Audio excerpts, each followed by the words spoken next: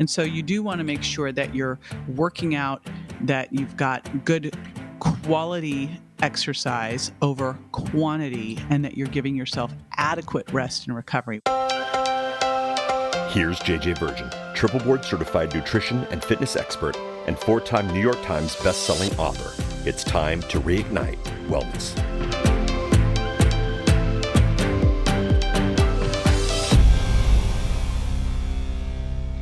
Hey, welcome to Friday Q&A. I actually like to say Q&A Friday.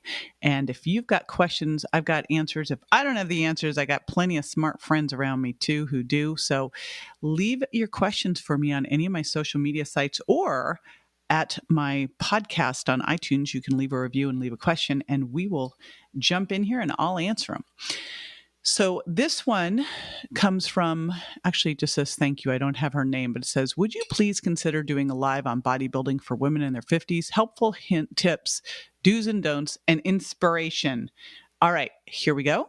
And by the way, you can grab anything I talk about. If I talk about resources or anything else, jjvirgin.com/questions is where we put all of the stuff that I talk about when I talk about resources for Q&A Friday. So here's a couple different things. And there's, first of all, in terms of bodybuilding, the first thing you always have to look at is which type of body do you have? I happen to be a very mesomorphic body. So there's ectomorphs, endomorphs, and mesomorphs. Ectomorphs are just those naturally thin, wiry people. They seem to make the supermodels. Endomorphs tend to be a little bit more fluffy, curvy, although now those are the new supermodels. And then mesomorphs tend to build muscle easily.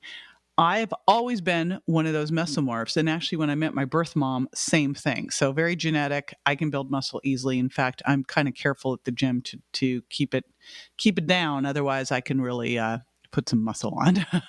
I can lift a lot of weight. So that's the first thing that I want you to think about. Now, of course, if you're 50 plus and a female looking to do this, you at any age you have to consider your hormones, but especially at 50 plus, because if you do not have what you need in terms of testosterone and estrogen on board, you'll have issues there. So that's the first thing. And one of the ways to really make sure that you're keeping your hormones up as you age is to make sure that your thyroid and your adrenals are really still kicking. And if your thyroid function isn't working well, you will not be able to build muscle. So that's clear. We've got to have good thyroid support.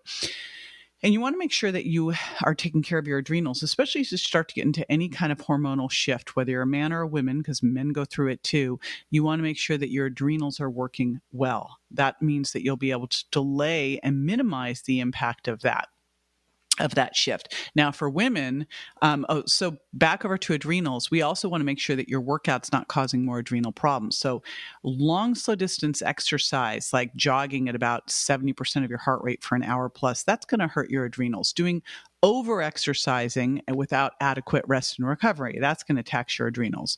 And so you do want to make sure that you're working out, that you've got good quality exercise over quantity, and that you're giving yourself adequate rest and recovery. We'll get back to that. But in general in life, that your adrenals are taken care of, that you're doing what you need to support them, which is good sleep, managing your stress is different for everybody. I just did a podcast, a repeat guest, Nick Ortner of the Tapping Solution, and tapping can lower cortisol by as much as 37%. So this is a great one. Plus there's some great adrenal support products. I'll do a link in at jjvirgin.com/questions for getting 20% off the adrenal products I like, which would be designed for health, either their adrenatome or their adrenal complex. Vitamin C is another critical one here too as well. Ashwagandha, licorice. So a lot of things that can help support your adrenals. So first up, good adrenal and thyroid. Second up, because that will reflect on your hormones. If your hormones are starting to drop, you're going into menopause. First of all, I did a great podcast with Dr. Lisa Mosconi on phytoestrogens in foods. So these are things like sesame, flax, chocolate, garbanzos. So making sure you're getting a lot of phytoestrogens in your food. Also, If your testosterone's starting to drop, looking at maybe supplementing with some DHEA. And then the other supplement that I love there is something called GG, and that is from Designs for Health. I'll link to that in the show notes. So second thing, besides having good adrenal and thyroid function and making sure that you're managing that stress response, is make sure that you've got the hormones on board that you need to help you build muscle. Testosterone and thyroid being super key there. Next up is making sure that you're giving yourself good rest and repair. More is not better. And it's really a bell-shaped curve of getting enough intensity. Remember, your body is going to respond to a workout where you're stressing your muscles by repair. So you need to give yourself, you want to give enough stress, that micro damage to the muscles, and then you need to give yourself rest and repair. If you're not sleeping well, shout out to Sleep Candy. I take 3 every night. You probably will only need 2, but I'm one of those people that always needs a little bit more than the average person. So super important to make sure that you're giving yourself good sleep, but that you're also doing more restorative stuff in place. So what I do for my workout, the first thing I do is just make sure I'm moving more. My office is up the stairs in my house. That helps. And I have a little dog who likes to get walked. That helps. So that's moving more. And I track all that on my Oura Ring, right, along with my sleep.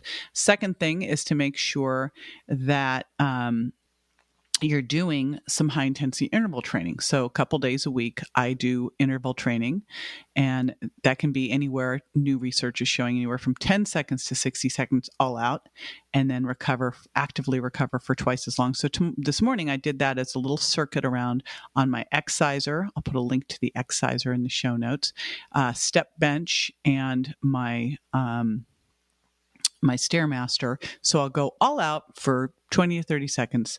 Then I'll recover, moving around twice as long, do it again to accumulate 4 to 8 total minutes of bursting. So depending on your recovery rates, that and your warm up and cool down, that's going to take you somewhere in the 15 to 30 minute range. Okay. Then you're going to want to make sure that you're doing that resistance training, and you want to hit for hypertrophy, for muscle building. It's really 8 to 12 repetitions, multiple sets, 3 to 5 sets. And I will mix things up and do things like supersets and change my reps and do a lot of shifting of things and do body weight exercise, etc.